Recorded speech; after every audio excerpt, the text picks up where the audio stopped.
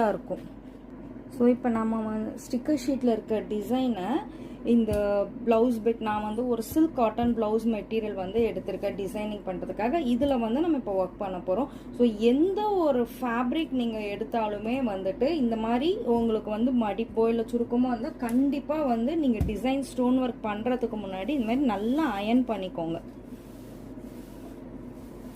கண்டிப்பாக நம்ம சாரீஸ்லலாம் ஒர்க் பண்ணுறப்ப அந்த சுருக்கம் இருக்கும் பார்த்தீங்களா. ஸோ நீங்கள் அதெல்லாம் போகிற அளவுக்கு நல்லாவே வந்து அயன் பண்ணிக்கோங்க. இல்லைன்னா ஆல்ரெடி சாரீஸ் இருந்தால் நீங்கள் அயன் பண்ணி வெளியே அயன் பண்ணி வாங்கிக்கோங்க. ஸோ ரொம்ப ஃபோல்டிங்ஸ் வந்து இருக்கக்கூடாது. உங்களுக்கு ஃபோல்டிங்ஸ்லாம் நிறையா இருந்தால் டிசைன் வந்து ஷேப் வந்து கரெக்டாக வராது.